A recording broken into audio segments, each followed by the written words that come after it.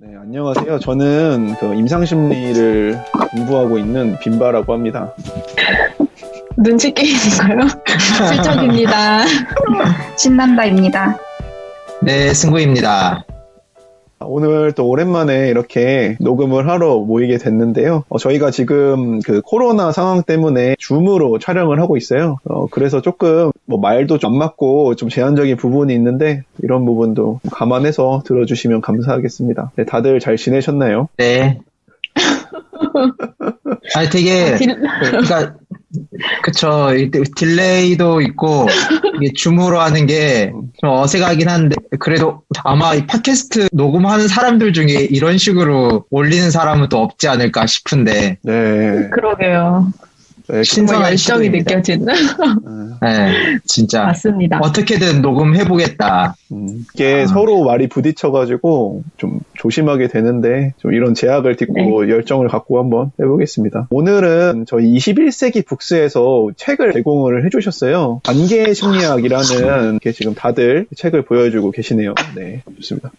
저도 이렇게 열심히 책을 읽었는데 제공받은 책이긴 하지만 아무래도 심리학 관련된 책이고 요즘 시대에 특히 더 중요한 의미를 갖고 있는 책인 것 같아서 방송으로 다뤄보게 됐습니다. 관계의 심리학이라고 제목이 되어 있는데 이 가족의 심리학이라고 생각하시면 될 것 같아요. 우리가 어떻게 세대를 걸쳐서 현재 가족의 역동이라든지 그런 가족에서의 상황이 이제 바깥의 대인관계에서 나타나는 그런 것들을 다루고 있는데 개인적으로 잘 모르던 분야인데 이렇게 책으로 접하게 돼서 공부가 많이 됐던 것 같고 가족이나 대인관계에 상처가 있으셨던 분들은 도움을 많이 받으실 수 있지 않을까 생각이 듭니다. 저희가 다들 책을 받아봤잖아요. 각자 읽어보시고 온 걸로 알고 있는데 어떻게 읽어보셨어요?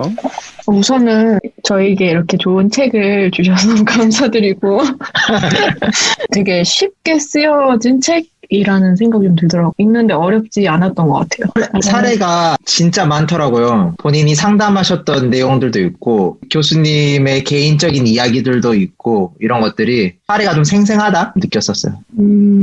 저도 처음에 책을 펼쳤을 때 이게 강의라고 안내를 하시잖아요. 그래서 좀 읽기 어려울 수도 있겠다라는 생각이 들었는데 뒤로 갈수록 제가 뭔가 심리학을 전공한 사람으로서가 아니라 일반 대중으로서 그리고 가족의 구성원으로서 되게 와닿는 부분이 많아서 진짜 빨리 쉽게 읽을 수가 있었고 또 이런 가족에 대한 심리학 책이 잘 없잖아요. 막상 찾아보려면 상담할 때 개인에 대한 개입도 많이 하지만 저희가 그 가족들의 영향을 무시할 수가 없는데 그런 사례들에서 도움받을 수 있는 내용이 되게 많아서 반가운 책이었던 것 같아요. 좋습니다. 네, 다들 책을 인상 깊게 보셨던 것 같은데 아마 여러분들도 이제 이 팟캐스트나 유튜브 영상을 청취하시는 것도 좋지만 나중에 책을 한번 좀 읽어보시면은 이제 강의 형식으로 내용이 돼 있어서 이해하기가 쉬울 것 같아가지고 한번 방송 들어보시고 괜찮으면 좀 책을 구매해 보셔도 좋을 것 같습니다. 책을 6부분으로 나눠서 이야기를 해보려고 해요. 워낙 중요한 부분들이 많아서 제가 조금 더 중요한 부분들만 추려서 이렇게 가져와 봤고 하나씩 한번 해보겠습니다. 첫 번째로는 갈등은 어느 날 갑자기 찾아오지 않는다. 관계의 심리학이라는 챕터에 대해서 다뤄보려고 하는데요. 이 책은 이제 어떤 관계에서 나타나는 여러 문제들을 바라볼 때 보통 저희가 가해자와 피해자의 이런 이분법적인 도식으로 보기 쉬운데 이런 것들이 항상 고정되어 있는 것이 아니라는 점에서 이야기를 시작하고 있습니다. 그래서 내가 현재 경험하고 있는 문제에 대해 탐색해보고 과거에 어떤 요소들이 이러한 문제를 초래했는지도 탐색해봐야만 관계의 회복이 시작될 수 있다고 얘기를 하고 있는 건데요. 내면 세계는 단순히 나 혼자서 만들어가는 게 아니라 이렇게 수많은 사람들을 만나면서 쌓은 경험이나 자의식, 예전에 조상들이 남겨준 생물학적이나 어떤 사회적 유산의 결과물이기 때문에 어떤 방식으로든 세대 전이가 일어났는지 자기 가족의 과거를 더 많이 알수록 이런 나이가 경험하고 있는 고통과 문제로부터 벗어날 수 있다고 얘기를 하고 있습니다. 그래서 이런 관점으로 문제를 바라본다면 일방적인 문제와 갈등의 원인을 나에게로 돌리기보다는 좀 더 전체적인 시각에서 이렇게 문제를 바라볼 수 있다고 얘기를 하고 있습니다. 확실히 제목처럼 관계의 심리학이기 때문에 그 사람의 정서적인 것들이나 여러 성격적인 부분들에 대해서 이 책은 개인에게 초점을 맞추는 게 아니라 관계 속에서 해석해보려는 책이라고 생각하시면 좋을 것 같아요. 최근에 들었던 강의에서 심리학에서 가족이라는 체계에 관심을 갖게 된 게 생각보다 얼마 되지 않았다고 하더라고요. 그래서 어떤 분들에게는 이런 부분들이 불편하게 느껴질 수도 있을 것 같아요. 어떤 정상가족을 가정하고 그런 가족들의 역동으로만 사람의 심리학을 설명하려는 거 아니냐고 이해할 수도 있는데 오히려 반대로 너무 개인에게 초점 맞춰져 있던 것을 환경에 대해서 고려를 해서 설명을 하려는 부분이 있기 때문에 그런 걸 감안하고 들어보시면 좋을 것 같습니다. 그래서 지금 얘기한 맥락에서 두 번째 장으로 넘어가 보면 이 관계를 바라보는 포괄적인 관점인 체계이론이라는 것으로 관계를 설명하고 있는데요. 체계이론이라는 것은 한 개인의 성장을 가족이라는 체계 속에서 바라봅니다. 개인의 문제를 볼 때 개인의 특성뿐만 아니라 개인을 둘러싼 가정환경, 사고작용에서 문제의 핵심을 찾는다고 설명할 수 있겠는데요. 특히 여기서 소개하고 있는 보웬이라는 학자가 가족관계를 바라볼 때 3세대 이상을 살펴보도록 권합니다. 저는 이 부분이 되게 중요하다고 생각했는데 보통 저희가 생각할 때는 우리 부모님 때문에 내가 이렇게 됐다라고 하면서 부모님을 원망하게 되는 경우가 많았던 것 같아요. 특히 아마 심리학을 공부하는 분들이 그런 생각을 많이 했을 것 같은데 사실 우리의 부모님의 특성만 보게 되면 부모님을 원망하는 데서 끝나게 되지만 만약에 조부모님의 특성까지 바라보게 되면 이런 특성이 단지 우리 부모님 세대에서 시작된 게 아니라 세대를 거쳐서 계속 전해져 내려온 특성들이구나, 이런 악순환이 일어나고 있구나 라는 점을 좀 인식할 수 있게 되기 때문이죠. 그래서 체계이론을 기반으로 이 책 전반에서 관계에 영향을 미칠 수 있는 여러 요소들에 대해 다루고 있는데요. 그 첫 번째로 그레고리 베이슨의 이중구속 이론을 이야기를 해보겠습니다. 이중구속 이론은 한 대화 속에 2개 이상의 메시지를 넣는 건데요. 아마 예시를 들어보시면 나도 이런 거 경험해봤다라고 생각하는 분들이 많을 것 같아요. 예를 들면 부모님이 간식을 계속 주면서 너 왜 이렇게 살을 안 빼냐? 라고 지적을 하신다든지 이제 대학교나 중고등학교에서 교수님이 학생들한테 질문 없냐? 라고 예스기했을 때 용기를 내서 질문을 하는데 그걸 질문이라고 하냐? 질문을 하면 똑바로 해야지. 이런 식으로 본인이 요구하는 메시지와 그대로 행했을 때 나오는 피드백이 반대게 나타나는 부분들을 이제 이중구속이라고 얘기를 하고 있습니다. 이중구속이란 게 아는 사람의 입장에서는 그래서 뭐 어쩌라는 거야 이런 생각이 딱 들 수 있는 그런 메시지라고 생각하시면 좋을 것 같아요. 저희가 조현병을 유발하는 요인 중에 하나로 공부를 했었잖아요. 그래서 그 이후로 저도 저희 엄마가 그런 이중구속적인 메시지를 되게 많이 던지시거든요. 김반님께서 예시로 들었던 것처럼 막 이렇게 많이 먹을 때는 그렇게 많이 먹어서 어떡하냐 라고 하는데 또 안 먹을 때는 왜 안 먹냐 이렇게 상반된 얘기를 계속 할 때마다 엄마 이중구속 이론이라는 게 있어 이러면서 막 설명을 했던 기억이 나는데 일상에서 진짜 많이 접하게 되는 상황이라서 이름을 좀 기억해 두시면은 그런 모순점에 대해서 내가 어떻게 판단하는 게 도움이 될지 생각해보기가 쉬울 것 같아요. 맞아요. 그 이름을 알면 우리가 쉽게 캐치를 하게 되는 것 같아. 직장에서도 많이 쓰는 것 같지 않아요? 그러니까 제가 있는 곳이 아니고 드라마나 뭐 이런 데에서 보면은 회의하면서 자유롭게 의견 내보라고 하면서 막상 이야기하면은 그게 무슨 말이나 되는 소리냐고 뭐 이런 식으로 이야기를 한다든지 아니면은 뭐 이제 부하한테 뭐 승구 씨 알아서 하세요라고 해놓고서 나중에 막상 하고 나면은 왜 이거 당신 마음대로 했냐.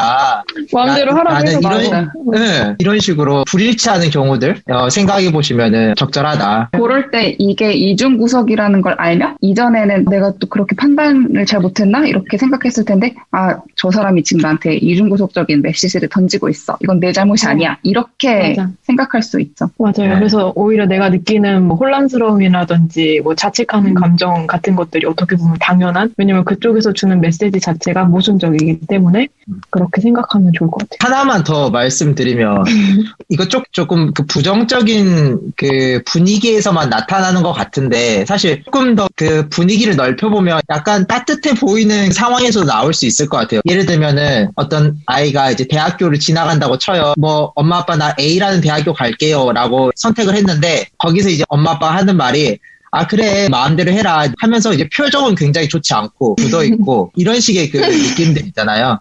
언어와 비언어적인 측면이 서로 맞지 않는 측면들도 이 이중구속과 속해 있는 개념이라고도 생각하시면 좋지 않을까 싶습니다. 맞습니다. 특히 이 책에서 강조하고 있는 부분이 이중구속이라든지 뒤에 나온 이런 역기능적인 관계 패턴들이 사실 그 사람이 그것을 가해를 하기 위해서 의도적으로 하는 게 아니라 어떻게 보면 이렇게 세대로부터 전이되어 온 대로 자연스럽게 하는 것들이 있기 때문에 이런 거를 좀 잘 알고 이런 게 이중구속이다라고 지적을 해주면 스스로도 자신이 그런 행동을 해왔다는 걸 모르고 있을 가능성이 있거든요. 조금 더 관계를 개선하는데 이렇게 명명해주는 것이 도움이 될 것 같다는 생각도 들었습니다. 자, 다음은 세 번째, 나는 나와 어떤 관계를 맺고 있는가? 자아분화입니다. 자, 불행에도 패턴이 있는데요. 어떤 사람들은 어린 시절 경험했던 트라우마, 즉 해소되지 않은 마음의 상처와 관련된 패턴을 무의식적으로 현재까지 반복하는 경우가 있는데 이를 프로이트는 반복 강박이라고 했습니다. 이런 측면 때문에 불행이 대대손손 대물림되는 경우가 많은데 이를 보엔이라는 학자는 세대 전수라고 표현했습니다. 저희가 아까 3세대를 봐야 된다고 얘기를 했잖아요. 나로부터 시작해서 나의 부모님, 조부모님까지 봐야 된다고 얘기를 했는데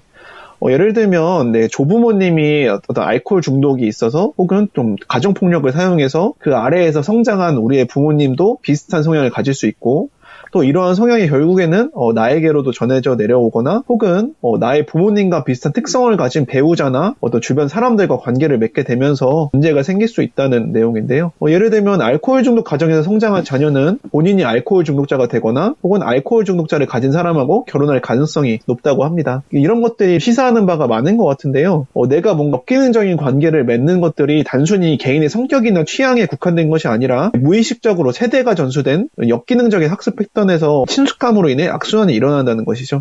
여기서 말하는 친숙함은 긍정적인 의미의 친숙함이 아니라 가족들이 그랬듯이 혹은 나의 조부모님이 그랬듯이 내가 친숙하게 접해왔던 이런 환경에 나도 모르게 끌리게 되는 그런 의미에서의 친숙함을 얘기하고 있습니다. 이게 예시로는 알코올 중독이 있는데 또 다른 예시로는 공감을 해주지 못하는 부모님에게서 자란 자녀가 자꾸 부모님으로부터 감정을 수용받거나 인정받지 못하게 되고 그러면서 이제 자신의 감정을 인식하는 능력도 떨어지고 그로 인해서 타인의 감정에 대해서도 잘 다뤄주지 못하는 그렇게 되면서 이제 자신의 자식에게도 똑같이 공감해주지 못하는 그런 패턴들이 역기능적으로 반복될 수 있다라고도 해볼 수 있을 것 같아요. 필자기님이 드셨던 예시에서 자기가 부모님에 의해서 정서인식을 잘 못하는 사람으로 길러졌잖아요. 그랬을 때 정서적으로 표현적인 사람을 만날 법도 한데 오히려 그런 게 되게 어색해진 거죠. 정서적으로 표현하는 사람이나 나에게 뭐 정서적인 어떤 거를 제공하는 사람을 만났을 때 되게 당황스럽게 느껴지고 익숙하지 않고 불편하고 어떻게 반응해야 되는지 모르겠고 그래서 그냥 비슷한 사람을 만나고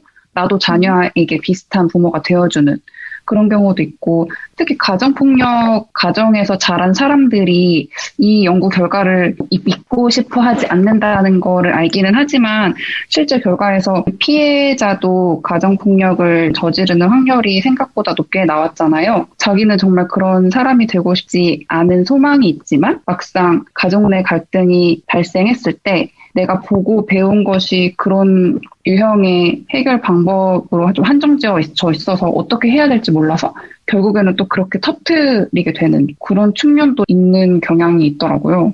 그래서 맞아요. 이 예시에도 어떤 사람이 결핍된 가정에서 자란 남자를 만났고 그 남자가 나는 이런 가정에서 자랐기 때문에 절대 행복한 가정을 이룰 거다라고 다짐을 했지만 막상 또 그의 가정의 결핍된 모습을 반복하게 되는 예시가 나왔었어요. 새로운 대처를 모르는 것 같아요. 계속 그 세대 간에 대물림되어 왔던 일정한 행동 패턴이 깨고 대안적인 행동들 이런 것들을 학습한 적이 없고 잘 모르니까 기존에 익숙했던 것을 계속 하게 되는 것 같고요. 소아들 만나고 검사나 상담하면은 부모님들도 같이 만나잖아요. 부모님 이야기 해보면은 부모님에 대해서도 또 이야기가 나오잖아요. 그게 참 그대로 내려오는 경우가 많이 있는 것 같아요. 우리 부모님이 굉장히 엄격한, 그러니까 아이의 입장에서는 할아버지 할머니죠. 저희 부모님이 굉장히 엄격했고요.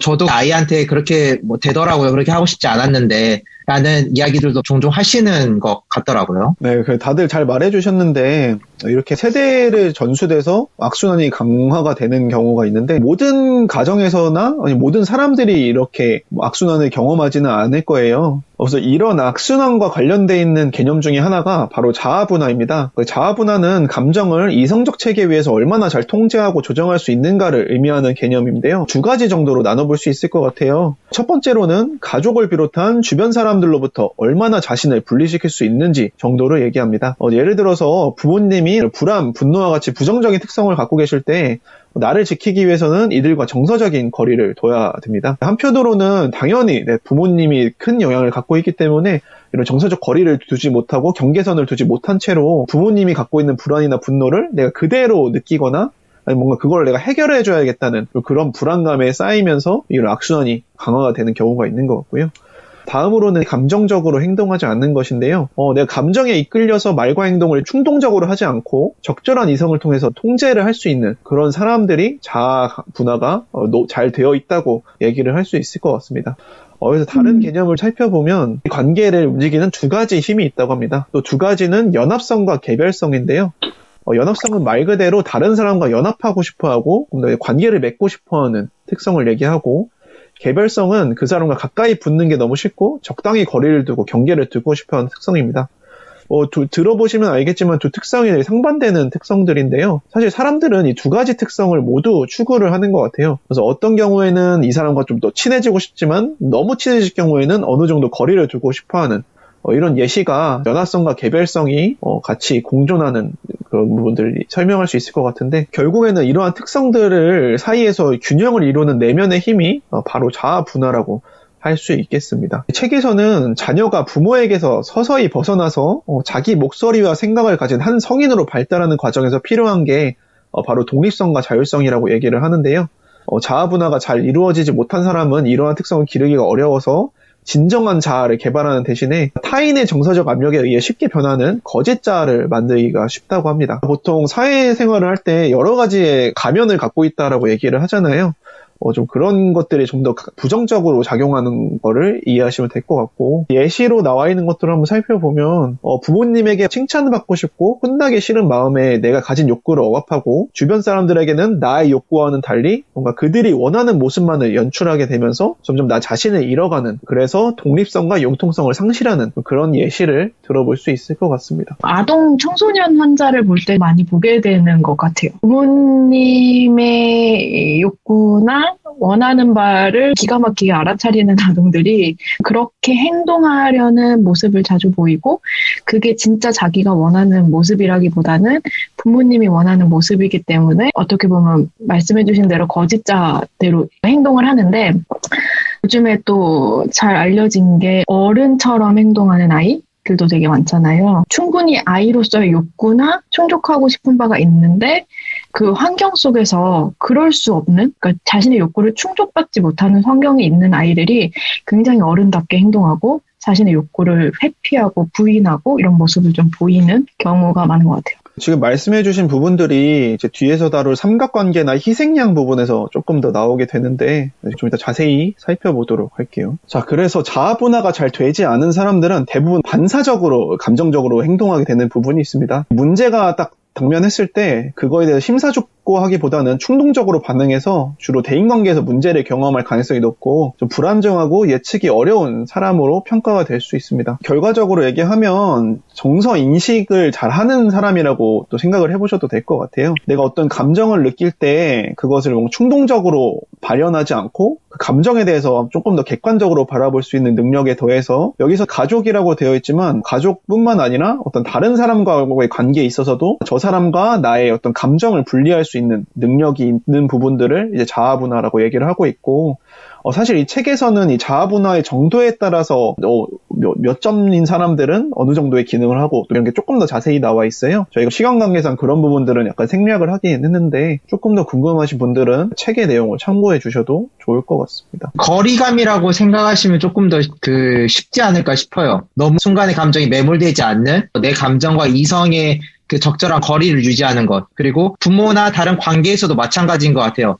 친구, 어머니, 아버지의 감정에 내 감정까지 너무 매몰되지 않고 적절하게 이런 거리를 유지할 수 있는 그런 기능이라고 생각하셔도 이해하기 쉽지 않을까 싶습니다. 그러니까 분화라는 개념이 거리의 개념도 있고 거기에 더해서 여러 가지의 감정을 갖고 있는 부분도 좀 중요한 것 같아요. 예를 들면 어떤 사람들은 어떤 일이 일어나든 그걸 다 분노나 짜증으로 느끼는 사람들이 있는데, 내 안에 즐거움, 불안, 초조 이런 식으로 여러 가지 분화된 감정을 갖고 있다면, 이때는 내가 불안하구나, 이때는 내가 기분이 좋구나, 이런 것들을 잘 구분을 하면서 조금 더 대처를 좀 능숙하게 할 수 있는 거죠. 인사이드 아웃 영화에 나오는 그런 것처럼 여러 가지의 감정들을 갖고 있는 게 분화라고 조금 더 이해를 하시면 좋을 것 같습니다. 이렇게 분화라는 개념이 이것은 관계적인 측면으로 나오지만 말씀해주신 것들처럼 어떻게 보면 나 자신의 특성이거든요. 그렇기 때문에 타인과의 관계를 살펴보기 전에 내가 나 스스로 어떤 관계를 맺고 있는지를 살펴보는 게 중요한 것 같습니다. 나 자신에 대해서도 제대로 파악하지 못한 상태라면 당연히 타인과도 좀 좋은 관계를 맺기가 어렵기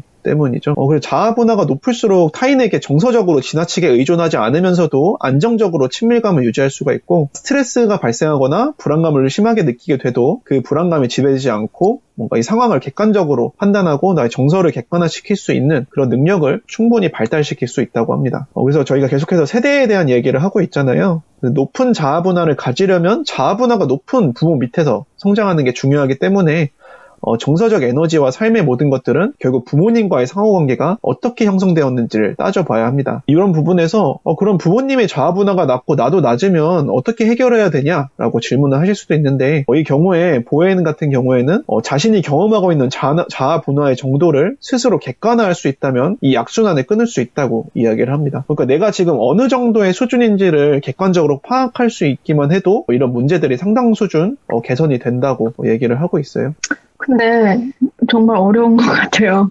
자신의 자아 분화 정도가 어느 정도인지 객관화하는 것부터 사실 어렵게 느껴지는 분들이 굉장히 많을 것 같거든요. 그리고 각자 가정 안에서 이루어지는 관계들이 사실 되게 폐쇄적인 관계잖아요. 그래서 우리 가정과 다른 가정을 비교하기가 어렵기 때문에 이게 뭐 낮은 수준인지 높은 수준인지 알 도리가 없는 게 대부분의 가정에서 일어날 수 있어서 오히려 좀 성인이 되면서 여러 가지 통로를 통해서 내가 가진 가정의 이 관계가 좀 건강하지 않은 수준의 분화 관계를 갖고 있었구나라는 걸 늦게 알 수 있는 것 같고, 그게 좀 한계점으로 여겨지기도 해요. 그래서 모든 심리적인 문제들이 그렇듯이 나 스스로 진단을 내리거나 혹은 나 스스로 평가를 하는 게 상당히 어렵고 또 위험한 일일 수도 있잖아요. 심리 치료를 받거나 뭔가 정신과 진료를 받는 것이 좋겠지만 그런 것들이 좀 어려운 분들도 있기 때문에 여기서 보헤인이 결국에는 자아 분화의 4가지 단계를 제시를 하고 있거든요.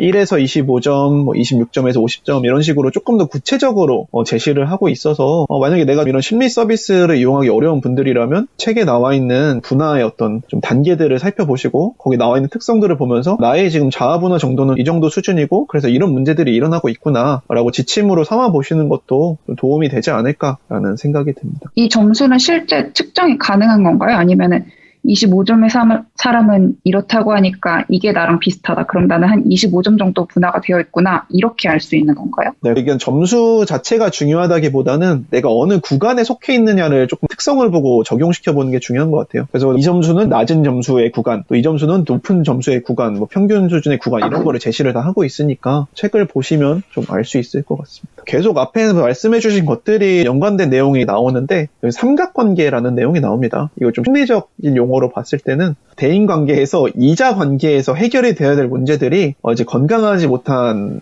상황에서 결국에는 제3자를 끌어들여서 이 삼각관계를 형성해서 갈등을 이어나가는 그런 부분들을 삼각관계로 얘기를 하고 있습니다. 건강한 자아가 있는 사람이라면 이제 갈등을 직접 대처할 수 있지만 자아 분화가 낮은 사람들일수록 이렇게 제3자를 끌어들여서 해결을 하려고 하는데요. 그래서 예시가 나와 있는데 아마 이런 경우를 좀 경험해 보신 분들도 있을 거예요. 이제 친구 A, B, C가 있는데 그 중에 A와 B 사이에서 이제 갈등이 생겼습니다. 근데 이때 A, B가 만약에 건강한 자아 분화가 되어 있는 사람들이라면 서로에게 내가 좀 이런 부분 내가 과했던 것 같다, 미안하다 이렇게 서로의 실수나 솔직한 감정을 얘기하면서 갈등이 해소가 될 수 있는데 이런 것들이 잘 이루어지지 않을 경우에는 결국에는 한 명의 사람을 좀 아군으로 끌어들이게 되는 것이죠. 이 예시에서는 A가 이 갈등과 상관없는 C를 끌어들여서 뭔가 B를 빼놓고 둘이 밥을 먹거나 놀러가는 장면을 연출하는 모습을 보이는데 이 경우에 C는 자기도 모르게 둘 간의 갈등에 엮여 들어가는데 B 같은 경우에는 C를 좋지 않은 시선으로 볼 수밖에 없게 되는 거죠.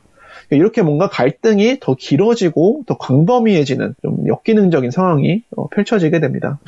저희가 계속해서 가족에 대한 얘기를 하고 있는데요. 삼각관계의 대표적인 형태는 바로 부모 사이에 있는 자녀의 관계입니다. 특히 부모나 부부의 관계가 불완전해질 때 스트레스를 주는 요인이 생기면 삼각관계가 형성되기가 쉬운데요. 예를 들면 부부가 다툼을 했을 때 상대방에게 하지 못할 말을 배우자와 비슷한 특성을 가진 자녀에게 쏟아내게 되는 그런 상황이 있을 수 있을 것 같아요. 예를 들면 괜히 이제 자녀는 잘 있는데 너는 누굴 닮아서 그런 식으로 행동을 하냐? 뭐 이런 식으로 화풀이를 할 수도 있고, 이런 말이 부모님들이 정말 악의를 갖고 하는 말이 아니라 무의식적으로 이런 말들을 막 하는 경우를 아마 다들 많이 접해보셨을 거라고 생각을 해요.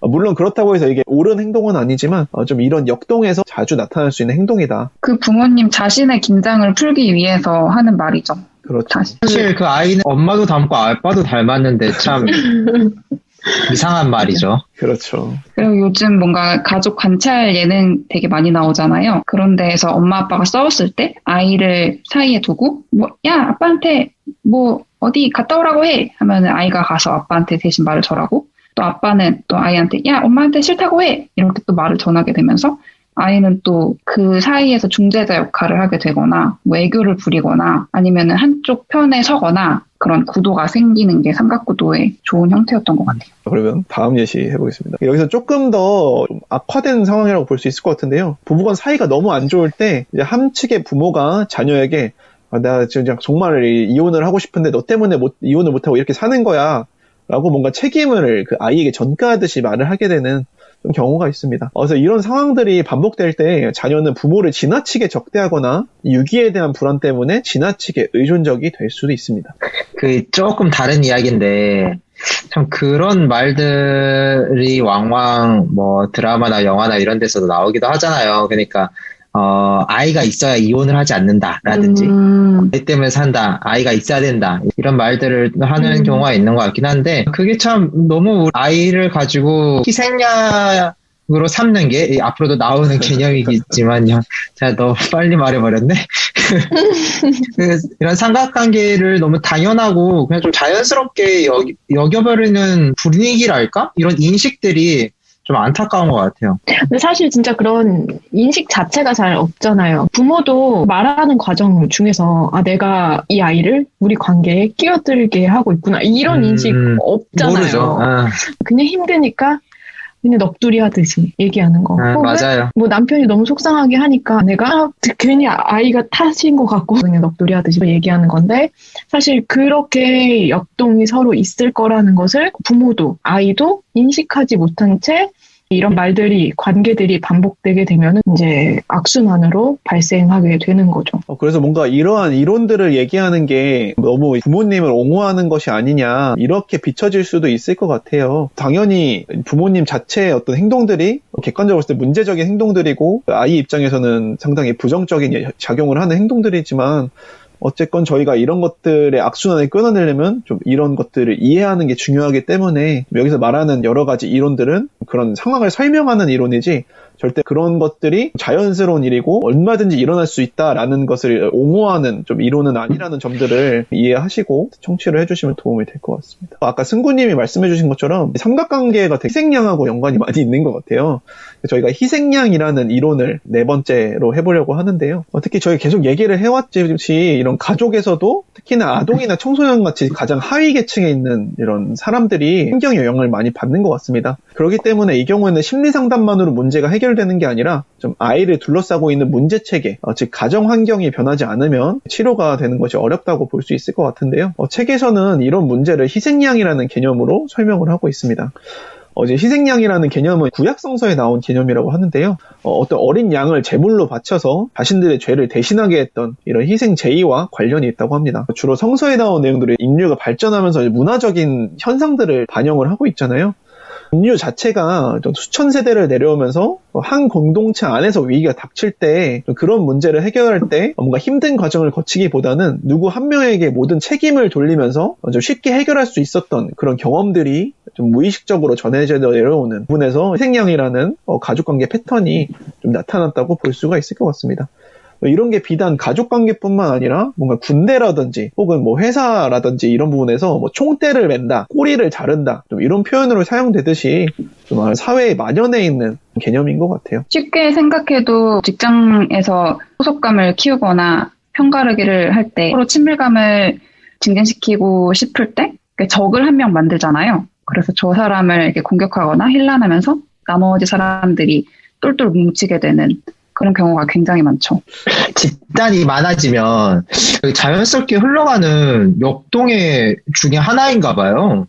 그게 다수가 이렇게 모여서 상호작용이 짙어지면은 항상 그런 사람들이 만들어지는 것은 아닌가. 예, 정말 특히 군대 문화라는 말을 사실 군대에만 쓰지 않잖아요. 우리나라는 특히 여러 조직에 사용하는 만큼 만연해 있는 패턴이라고 이해를 하시면 될 것 같습니다. 여기서 나오는 희생양에 대한 특징들을 꼭 가족 관계뿐만 아니라 이런 조직 내에서의 관계에서의 자신을 대입해 보셔도 좀 도움이 될 것 같다는 생각이 들었어요. 그래서 여기서 이제 희생양을 맡게 되는 사람들의 특징을 얘기를 하고 있는데요. 가족 위주로 설명을 해보면 다른 가족 구성원에 비해서 오히려 감수성이 높고 집안의 분위기를 빨리 파악하는 경향이 있다고 합니다. 그러다 보니까 다른 사람에 비해 죄책감도 많이 느끼게 되고 내가 이런 실수를 했을 때 버림받지 않을까 이런 두려움이 더 크게 되는데요. 그렇기 때문에 이 가족의 평화를 지키고자 자신이 희생양 역할을 떠안을 가능성이 큽니다. 근데 부모들도 얘를 희생양으로 삼아야겠다라고 작정을 하고 희생양을 삼는 게 아니라 얘가 수동적이고 좀 의존적으로 행동을 하니까 나도 더 해도 되겠네 라는 좋지 않은 패턴이 서로 상호작용을 하면서 이렇게 아이를 희생양의 역할로 끌어들이고 결국엔 또 삼각관계를 형성하게 되는 것이죠. 그러니까 아이가 내 눈치를 잘 보고 부모님의 기분이나 이런 것들 잘 고려해서 행동을 하니까 좀 더 역할로 끌어들이기 쉽다고 느껴지니까 자연스럽게 그렇게 되는 것 같아요. 그래서 어떻게 보면 오히려 좀 둔감하고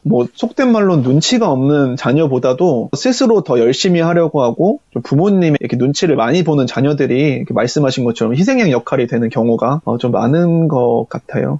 예전에 녹음했던 기질 및 성격 검사라는 TCI 검사에서 사회적 민감성이라는 개념을 다뤘었는데 사회적 민감성이 높으면 집안의 분위기라든지 타인의 표정이라든지 굉장히 빨리 잡아내고 그런 것들이 만약에 자신의 주관이라든지 이런 것들이 좀 부족한 상태에서는 휩쓸리기가 좀 쉽게 되는 거죠. 여기서 중요한 거는 저희가 계속 자녀를 예시로 들고 있지만 자녀만 꼭 희생양이 되는 건 아니거든요. 예를 들면 아버지가 될 수도 있고 어머니가 될 수도 있고 할머니가 될 수도 있고 할아버지가 될 수도 있고 어떤 가족 구성원이든 희생양이 될 수 있다는 부분을 이해를 하시면 될 것 같습니다. 그래서 가족 희생양에는 부모나 가족 상담사, 부모의 우상, 부모의 정서적 배우자 같은 여러 가지 역할들이 있다고 하는데요. 하나하나 좀 자세히 다뤄보기는 어려울 것 같은데 이름부터가 어떻게 보면 좀 이해하기 쉬우실 것 같아요. 이제 부모 역할을 하는 가족 희생양 같은 경우에는 부모님이 조금 미성숙해서 부모님의 투정을 받아주거나 뭔가 부모님이 처리해야 될 일들을 아이가 처리한다든지 아까 슬쩍이님이 얘기해 주신 것처럼 우숙하게 되는 이런 아이들을 이제 부모 역할이라고 보시면 될 것 같고 가족 상담사도 비슷한 맥락에서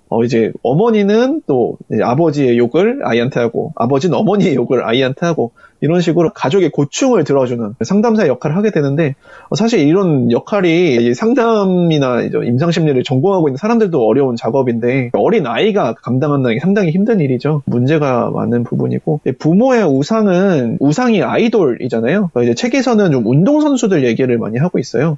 부모님이 내가 운동선수가 되고 싶었는데 그것을 이루지 못해서 아이를 이제 운동선수로 열심히 키운다든지 자신의 꿈을 아이에게 부과시켜서 우상화하는 그런 분들 부모의 우상이라고 얘기를 하고 있고 부모의 정서적 배우자도 아까 가족 상담사처럼 서로의 배우자가 정서적인 민감성이나 공감 능력이 떨어질 때 그런 정서적인 불만감들을 아이에게 공감받으려 하는 이런 부분들 때문에 아이가 정서적인 배우자 역할을 하게 되는 것이죠. 여러 가지 역할이 있지만 희생양이라고 생각하기 조금 어려울 수도 있는 가장 중요한 역할인 문제아 역할이 있습니다. 여기서 이제 문제아 역할은 겉으로 봤을 때는 뭔가 계속 문제 행동만 일으키고 전혀 이게 희생양이라고 생각되지 않으실 수 있을 것 같아요. 그런데 이런 문제 행동들이 결국에는 내가 희생양이 됐다는 책임을 받아들이지 못하고 이걸 문제 행동으로 표출을 하는 건데 가족들은 아이의 이런 문제 행동을 토대로 자신들이 경험하고 있는 긴장, 불안과 같은 부정적인 감정들을 자녀에게 표출을 할 수 있습니다. 그러니까 쉽게 생각하면은 제가 문제아이니까 우리는 저 아이한테 충분히 화를 낼 수 있고 아이를 막대할 수 있어 라는 이런 근거로 삼는 건데 사실은 부모님들이 아이에게 표출하는 이런 부정적인 정서는 아이 때문에 발생한 것이 아니라 좀 다른 외적인 부분에서 경험하고 있는 부정적인 정서를 좀 아이에게 쏟아낼 수 있는 근거로 삼는 그런 이유에서 희생양이라고 불리는 측면이 있는 것 같습니다. 화풀이 대상이 되기 딱 좋은 존재잖아요. 아이가 실제로 문제를 일으켰기 때문에 엄마 아빠가 다투거나 경제적인 이유로 스트레스를 받았을 때 그걸 아이의 작은 문제를 딱 캐치를 해서 막 이렇게 화를 쏟아낸다든지 비난한다든지 그러면서 스트레스를 해소하고 가족 간의 긴장을 완화시키고 그리고 그런 문제아가 한 명 있으면 가족들 간에 대화거리가 생기기도 하는 것 같아요. 얘가 오늘 어쨌다더라 저쨌다더라 이러면서 또 의사소통할 수 있는 기회를 늘려나가게 만들어주는 그리고 다른 나머지 가족들은 좀 무결한 사람이 될 수 있는 거죠. 맞습니다. 사실 따지고 보면 저희 삼각관계로 인해서 이 아이가 그런 불편함을 견디지 못해서 일으킨 문제행동인데 부모님이나 주변 사람들은 이 아이는 원래부터 저런 아이이기 때문에 문제행동을 일으킨 거야 라고 하면서 말씀하신 것처럼 이렇게 희생양으로 만들어버리는 좀 그런 패턴이 일어날 수 있는 거죠. 그래서 이런 부분들을 가족들이 인지를 하는 부분에서 개선이 시작될 수 있을 것 같고요. 왜냐하면 저희가 이론을 따져봤을 때는 가족들이 이렇게 사람을 희생양으로 만든 것처럼 얘기를 하고 있었지만 사실은 이런 것들이 상당히 무의식적으로 일어나는 패턴들이기 때문에 이런 패턴을 가족 구성원이든 나 자신이든 객관적으로 인식하는 과정이 중요한 것 같습니다. 그래서 가족 치료와 같은 이런 가족 단위의 집단 치료도 상당히 의미가 있어 보이고요. 그러니까 예를 들면 정말 모범생으로 자라는 아이가 있는데 그 얘는 부모님이나 가족에서의 갈등 때문에 나라도 잘해야 된다라는 생각 때문에 모범생으로 자라던 애였던 거죠. 근데 이제 더 이상 부담을 지기가 너무 싫은 거예요. 그래서 공부하기 싫고 갑자기 공부를 아이가 안 한다 이렇게 호소하기도 하거든요. 근데 사실은 그 역동 속에서 가족들의 요구한 역할로 인해서 아이가 행동을 했고 그게 너무 부담이 되기 때문에 그만하고 싶어서 그만하는 건데 그걸 인지 못하고 그냥 갑자기 공부를 안 해요. 원래는 잘했는데. 너 원래는 엄마를 이렇게 속삭이지 않았잖아. 아빠를 이렇게 속삭이지 않았잖아. 너까지 이렇게 하면 어떡해? 라고 돼버리는 거죠. 그럼 아이 입장에선 억울하죠. 근데 아빠 말이랑 엄마 말도 맞는 것 같은데? 내 잘못인 것 같긴 한데? 근데 나는 너무 힘들었다. 라고 하면서 이렇게 가족 간의 패턴들을 인식하지 못하면 정말 그 겉핥기식으로 갈등과 스트레스만 계속 발생한 채 본질적인 것은 해결되지 못하는 경우가 많은데 사실은 정말 그 역할들, 패턴들 이런 것들을 인식해야 근본적인 해결책이 될 수 있다는 것을 알고 있어야 될 것 같아요. 방금 슬쩍이님이 말해주신 게 유형이 완벽한 아이라는 희생양의 유형이 있었잖아요. 근데 이런 경우가 진짜 많은 게 가족들 간에 뭐 사이가 안 좋고 의사소통이 잘 안 되니까 나라도 문제를 일으키지 말아야겠다. 나라도 우리 가족의 자랑거리가 되어서 기쁘게 해줘야겠다. 이런 강박 때문에 뭐 공부도 열심히 하고 친구 관계도 잘 유지하고 이렇게 압박 속에서 열심히 모든 거를 해내는 아이들이 생각보다 진짜 많은 것 같고 근데 그 아이들이 실제로 상담 정면에 왔을 때 하는 말은 엄마 아빠는 저한테 공부하라고 요구하지 않았다. 내가 열심히 한 거다. 라고 해서 처음엔 그런가 보다. 뭐 승부욕이 높은 아이인가? 라고 했는데 실제 봤을 때는 엄마 아빠가 언어적인 표현으로 너 공부 열심히 해야 된다. 잘해야 된다. 이렇게 말하지는 않았지만 아이가 공부를 잘했을 때 관심을 주고 가족들을 조금 화기애애한 분위기로 긴장을 좀 완화시켜주고 그런 것들이 다 아이를 좀 완벽한 아이가 될 수밖에 없게 만드는 환경이 조장이 된 거잖아요.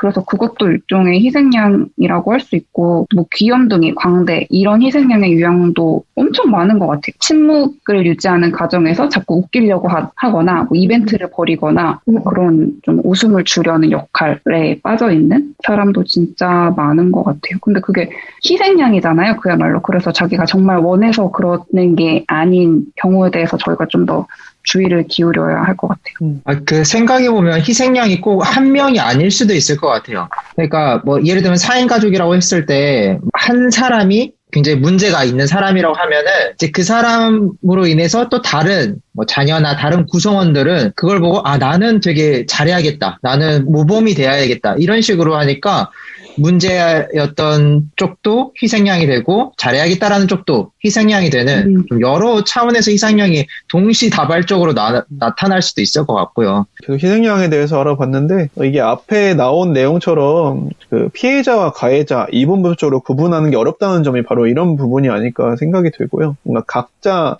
어떤 구성원이든 희생양이 될 수가 있고 또 그런 것들이 과거에부터 전해져 내려오는 패턴 때문에 나타날 수가 있다. 자아분화나 여러 가지 것들 때문에 일어날 수 있다. 이런 얘기를 해본 것 같습니다. 마지막으로 가족에게 선언하는 파워, 거식증에 대해서 다뤄보도록 하겠습니다. 모두가 그런 것은 아니지만 거식증은 관계 문제로 인해 스트레스를 계속 받고 있음에도 도저히 문제를 해결할 수 없다고 여겨질 때 발생할 수 있는 신체 증상입니다. 그래서 이 거식증을 관계와 연결해서 접근한 이론이 바로 밀라노 테라피인데요. 밀라노 테라피의 선구자 마라 셀비니 파라졸리는 거식증이 가족의 역기능을 나타낸다고 믿었습니다. 즉 거식증이 자녀가 부모에게 보낼 수 있는 유일한 표시라는 거죠. 앞에 슬정님이나 신난다님이 이제 희생양이 얘기를 하면서 여기서 말하는 뭐 더티게임 같은 것들 얘기를 해주셨는데 여기서 연결지어서 생각을 해보시면 될 것 같아요. 삼각관계 개념도 떠올려 보셔도 좋을 것 같고요. 다른 가족 구성원이 적절히 기능하지 못해서 한 구성원이 과도한 책임감을 갖게 되는데 이때 통제감을 잃게 되면 사실상 스스로 선택할 수 있는 것이 없습니다. 예를 들면 삼각관계나 희생양 역할을 부여받았을 때 강한 압력으로 인해서 좀 그런 역할에 맞는 행동밖에 할 수 없기 때문에 스스로 가족 내에서 통제할 수 없는 게 거의 없다는 것이죠. 모든 경우에 그런 것은 아니지만 이때 사람이 쉽게 통제할 수 있는 것은 바로 자신의 신체나 음식이고 이로 인해서 거식증이 발생한다는 것이 관찰됐습니다.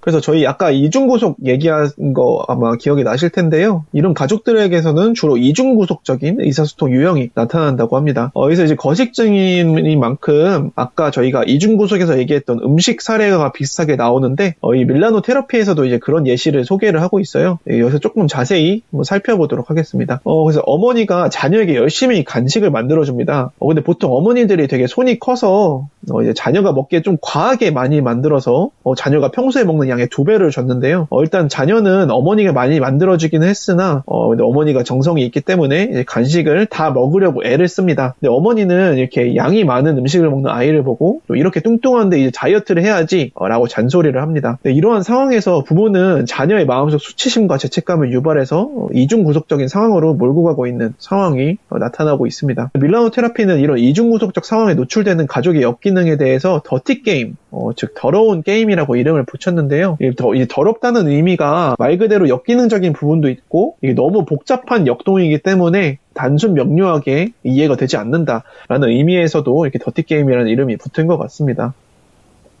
그래서 이런 것들을 파악하려면 드러난 것과 숨겨진 것, 그 언어적으로 드러나는 진술과 비언어적인 표정과 같은 진술들, 주로 호소하는 문제와 숨겨진 호소 문제, 의식적인 것과 무의식적인 것과 같은 여러 가지 대립적인 요소를 탐색함으로써 가족 내에서 더티게임의 일정한 역기능적인 패턴을 찾아낼 수 있다고 이야기를 하고 있습니다. 그래서 이렇게 혼란스러운 상황에서 아까 말씀드렸듯이 자녀가 취할 수 있는, 통제할 수 있는 것 중에 가장 간단한 것이 어떻게 보면 나의 식사량을 조절하거나 음식을 거부하는 이런 거식증인데요. 이는 가족 희생양 역할에 대한 파업이라고 볼 수 있을 것 같습니다. 제가 지금 근무하고 있는 병원에 식이장애 환자분들이 좀 많은 편이에요. 그래서 식이장애 환자분들을 좀 많이 보게 되는데, 물론 여기서는 관계 심리학이라는 틀 안에서 거식증을 해석하다 보니까 이렇게 됐는데, 사실은 거식증이라든지 폭식증이라든지 이런 것들이 다양한 원인들이 있고, 그걸로 인해서 발생이 할 수 있어요. 그 중에 하나가 이제 관계적인 부분도 있을 수 있겠죠. 근데 제가 일을 하면서 확실히 느꼈던 거는 성인 같은 경우는 이런 식이장애가 체형이나 체중에 대한 이제 과도하게 가치를 부여하는 것, 즉 정말 날씬해야 되고 정말 완벽한 몸매가 돼야 되고 살을 빼야 해 라는 생각으로 이런 식이장애가 발생하는 경우가 좀 많은데, 아동이나 청소년들 같은 경우는 정말 그 식이 조절 자체에 대한 통제감, 조절감 때문에 거식 행동을 보이는 경우가 종종 있어요. 특히 더 어린 아동들 같은 경우는 자신의 심리 상태나 스트레스 상황을 언어로서 적극적으로 표현하지 못할 때가 많기 때문에 안 먹는 거죠. 그럼으로써 조절감이라든지 통제감을 얻고자 하는 경우가 많다는 것을 알게 됐던 것 같아요. 저는 좀 되게 단순하게 생각했었는데, 저희도 학생 때를 생각해보면 뭐 엄마한테 혼나거나 아빠한테 불만이 있을 때 뭐 할 수 있는 게 없잖아요. 내가 화를 낼 수도 없고 뭐 집을 나갈 수도 없고, 그랬을 때 음식을 안 먹는 거죠. 그러면 가족들이 걱정을 하거나 나한테 조금 더 잘해주거나 아니면 내 나름대로 소동적으로 분노를 표현한다는 느낌을 좀 갖게 되거나, 그게 정말 유일한 나의 표현 수단이다라는 말에 공감이 좀 많이 갔어요. 그리고 그 역할에 대해서 부담을 느낄 때 이런 파업을 한다고 얘기를 했는데, 예를 들어서 가족들 간의 분위기가 되게 안 좋을 때 광대 역할을 하던 아이가 너무 지친 거죠. 근데 내가 웃기지 않으니까 가족들이 나한테 막 이렇게 말은 하지 않았지만 기대를 하는 거예요. 내가 다른 가족들의 기분을 좀 풀어주길. 그래서 우리가 이전처럼 돌아가길. 근데 지쳤을 때 방에 들어가서 안 먹어버리고, 이런 상황이 너무 잘 그려지더라고요. 저는 사실 이 개념을 처음 접했을 때 너무 정신분석적인 해석이 아닌가라는 생각이 들었었는데, 슬정님이 말해주신 것처럼 현장에서도 되게 그런 것들이 많이 관찰이 되고, 좀 이런 측면에 대한 연구가 많이 이루어졌다고 해서 이런 부분들이 혹시나 내가 실제로 가족 문제가 있는데 내가 섭식 문제가 있다고 한다면 좀 이런 부분을 조금 고려해봐도 괜찮지 않을까, 그런 생각이 들었고요. 저자는 계속해서 강조하시는 것이 좀 나의 이런 상황에 대해서 객관적으로 바라봐야 된다는 부분을 얘기를 하고 있습니다. 버드아이 뷰라고 얘기하잖아요. 하늘에서 새가 날면서 땅 아래를 내려다보듯이 좀 이런 관계에 대해서 한 발자국 떨어져서 어떤 구조로 이루어져 있는지 살펴보는 것이 중요하다고 얘기를 하고 있습니다. 앞에서 계속 다뤘던 것들처럼 관계구조 안에서 발생하는 삼각관계가 어떻게 형성되고 이중구속적인 의사소통이 어떻게 발생하는지, 서로 관계를 형성한 사람들 사이에서 경계선이 너무 모호하지는 않은지, 좀 이런 여러 가지 패턴들을 따져보는 것이 나의 문제나 가족의 문제들을 따져봄에 있어서 좀 도움이 될 거라고 얘기를 하고 있습니다. 그래서 이런 작업을 통해서 내가 상담 치료를 받거나 혹은 약을 먹지 않은 상태에서도 단순히 구조를 살펴본 것만으로 내가 느끼고 있던 감정과 느낌, 그리고 말로 표현할 수 없었던 감정의 덩어리가 어떤 관계 구조로부터 초래됐는지를 인식할 수 있는데, 이제는 이런 것들이 내가 말할 수 없는 답답한 고통이 아니라 스스로 뭔가 명명할 수 있고 말로 꺼낼 수 있는 처리가 가능한 고통으로 바뀌게 되는 것입니다. 그래서 저는 여기서 저자가 인용한 칼 로저스의 인용구가 많이 와닿았는데, 모순적인 말이지만 있는 그대로 나 자신을 받아들일 때 나는 바뀔 수 있다 라는 이 말이 좀 와닿았어요. 이렇게 책을 전반적으로 훑어보시면서 나의 가족은 어땠는지, 그리고 나 자신은 그 가족 안에서 어떤 게임을 해왔는지, 그런 것들을 살펴보시면 좋을 것 같습니다. 그리고 저희가 좀 생략하긴 했는데 6번째로 권력이라는 챕터가 있었어요. 이 부분은 저희가 권력하면은 뭔가 권력 다툼 이런 걸 생각하는데 그런 의미도 있지만, 아까 이 희생양 개념하고 좀 연결해서 떠올려 보시면 좋을 것 같습니다. 내가 뭔가 아이의 입장에서 가족의 어떤 관심이나 지지를 받지 못하는 상황에서 그런 것들을 나에게 끌어오려고 하는 노력으로 인해 삼각관계의 희생양이 될 수 있다. 이 정도 개념으로 이해를 하시면 될 것 같습니다. 이제 오늘 책 내용에 대해서 많이 다뤄봤는데요. 마지막으로 좀 작가의 말을 인용하면서 방송을 마무리해보려고 합니다. 가족들 또는 친구들에 대한 깊이 있는 이해와 그들에게 공감하려는 노력은 바로 그들과의 사랑 그리고 우정을 지키기 위한 부단한 노력의 일환이라는 것을 기억하시기 바랍니다. 이 책을 통해 여러분 자신을 곱씹어 볼 수 있는 시간을 가져보시면 좋겠습니다. 라고 이 책을 마무리하고 있습니다. 자, 오늘 이렇게 관계의 심리학이라는 책에 대해서 긴 시간 이렇게 얘기를 나눠봤는데 다들 좀 어떤 느낌이셨는지 얘기를 나눠보면 좋을 것 같아요. 저는 이 책을 읽는 분들이 이 책 안에서 자기 가족에서 내 역할이 어떤 거였는지 미묘하게나마 알아차릴 수 있는 기회가 충분히 있을 것 같거든요. 근데 걱정이 되는 건 내가 가족을 많이 사랑하기 때문에, 우리 가족의 지금의 안정감과 행복을 지키고 싶은 마음 때문에 이걸 알아챘음에도 불구하고 모르는 척하고 이 역할을 유지하는 게 편하게 느껴지고, 그래서 이런 사실을 알게 된 게 무용하게끔 될까봐 좀 걱정이 되는데, 저희가 계속 자아분화에 대해서 얘기를 했던 것처럼, 그리고 높은 자아분화가 중요하다는 걸 강조를 했던 것처럼 가족의 균형도 중요하지만 그게 개인의 행복을 해치는 데 좀 기여를 하고 있다면 그게 정말 장기적으로 봤을 때 괜찮은 일인가를 돌아보셨으면 좋겠고, 그게 다른 가족 구성원들한테도 사실 좋지 못할 거라고 생각을 해요. 자기는 편하게 좀 이득을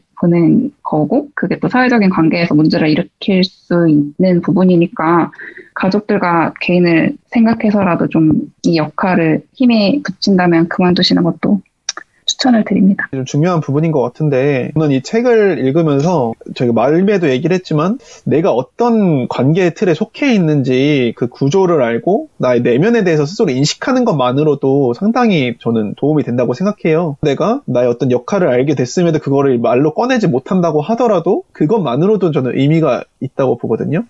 저희가 오늘 방송에서 다루진 않았지만 이 책 속에 있는 내용 중에 강물의 줄기를 바꿔준다라는 표현이 있어요. 말 그대로 어떤 이 책이라든지 심리치료를 하는 사람들이 뭔가 증상 자체를 해결하려고 노력을 하지만 결국에는 이 사람의 어떤 알지 못했던 부분들을 인식시켜 줌으로써 그런 방향성만 조금 틀어준다면 약간의 변화만으로도 장기적으로 봤을 때는 상당히 큰 변화가 일어날 수 있다라는 얘기를 하고 있거든요. 그래서 지금 당장에는 내가 뭔가 나의 이런 고통스러운 부분들을 알아가는 측면이 스스로에게는 고통으로 느껴져서 외면할 수도 있지만 그 결과적으로 봤을 때는 내가 지금이라도 이런 문제들에 대해서 파악하는 것이 당장 해결하지 못하더라도 어떤 나의 행동 양상이나 나의 정서 상태에 있어서 변화를 일으킬 수 있으니 이런 부분들에서 고민을 많이 해보시는 거는 도움이 되겠다라는 생각으로 마무리를 하고 싶습니다. 승구님은 어떠세요? 네. 저도 잘 읽었었는데요. 신난다님이랑 빈바님이 말씀해 주신 것처럼 시작점이 되는 책이었으면 좋겠어요. 가족 안에서 자신의 역할, 자신을 바라보는 그런 계기가 되는 책일 것 같고 조금 다른 맥락의 이야기인데 저는 되게 인상 깊었던 구절이 하나 있었어요. 49페이지에 나와 있는 건데 밑에 보면 하는 말이 기능하는 가족은 완벽하게 건강한 가족이 아니라 문제가 있지만 스스로 잘 극복하는 가족을 말합니다. 이런 표현이 있거든요. 근데 이거는 굉장히 중요한 것 같아요. 너무 와닿는 말이었고 많은 심리치료들도 그렇듯이 이 문제를 제로로 만드는 것도 참 좋고 이상적이겠지만은 그 문제를 어떻게 다뤄야 되는지 그리고 그 다루기 위한 관점을 확장하고 힘을 기르는 게 이 심리치료가 아닐까라는 생각도 들고 그런 관점에서 그 구절이 너무 와닿았었고 이 책이 그런 방식으로도 다시 한번 생각해 볼 수 있게끔 만들어준 책인 것 같습니다. 네, 저도 이거 읽으면서 제 자신이 원가족 속에서 어떤 역할을 맡지는 않았는지에 대해서도 생각해 보게 됐었고요. 그리고 또 치료도 진행을 하게 되니까 기본적으로 원가정이라든지 조부모님이라든지 그런 관계를 파악하긴 하지만 이런 진짜 관계라는 딱 그 이론 안에서 이렇게 생각을 해본 적은 딱히 없었던 것 같아요. 그러니까 좀 이자 관계를 많이 생각을 했었던 것 같고 특히 이런 희생양이라는 용어 여러 가지 분류되어 있는 부분들 그런 것들을 치료하면서 적용도 많이 해보고 그렇게 해보면 케이스가 좀 더 명료하게 이해가 될 수 있을 것 같아서 개인적으로도 도움이 많이 됐었고 많이 활용을 해봐야겠다 생각을 했었고요. 앞서 패널 분들도 말씀해 주신 것처럼 이걸 읽으면서 나는 어떤 역할이었는지 그런 것들을 파악해 이성적으로 분화할 수 있도록 생각도 해보는 과정이 필요할 것 같고 이렇게 좀 생각을 하면서 한편으로는 부모님한테 화가 날 수도 있고 좀 억울할 수도 있고 그런 감정도 솔직히 들 수도 있을 것 같아요. 뭐 그런 감정이 잘못된 거는 아니지만 사실 여기에서 중요한 점은 그런 감정에 휩싸이는 것보다는 보다 좀 이성적으로 관계를 명료하게 확인을 한다는 것이 중요하고 승구님이 말씀해 주신 것처럼 세상에 정말 완벽하게 기능하는 가족은 없고 세상에 완벽이라는 사기칠 그 정의 자체가 불가능하잖아요. 분명 우리 가족도 좋지만 부족한 부분도 있을 수 있기 때문에 조금 더 그런 관점으로 바라보면서 나는 좀 이런 상황이네. 그래서 어떻게 다음으로 넘어가지? 이런 식으로 좀 생각을 해봤으면 좋겠어요. 이제 마무리를 하면서 지금 다들 코로나 때문에 많이 힘드실 텐데 특히나 지금 사회적으로 뭐 좀 되게 끔찍한 뉴스도 나오고 있는 상황에서 좀 이런 가족이라는 것이 무엇인지 한번 좀 되새겨보는 기회가 이 책을 통해서 있었으면 좋겠다는 생각을 했고요. 특히 또 가족끼리 같이 있으면서 이제 좀 좋은 점들도 있겠지만 또 불편한 부분들도 아마 다들 겪고 있을 거라고 생각을 해요. 아까 말씀드린 것처럼 완벽한 가정은 없고 그런 문제들을 해결해 나가는 과정 자체가 어떻게 보면 핵심일 수 있기 때문에 이 책이 그런 기회의 촉매제가 되면 참 좋을 것 같습니다. 저는 마지막으로 또 이 책을 또 제공해주신 21세기 북스 관계자분들에게 감사의 말씀 전해드리고 앞으로도 감사합니다. 좋은 책을 소개할 기회가 많았으면 좋겠네요. 이것을 오늘 방송은 마치도록 하겠습니다. 감사합니다.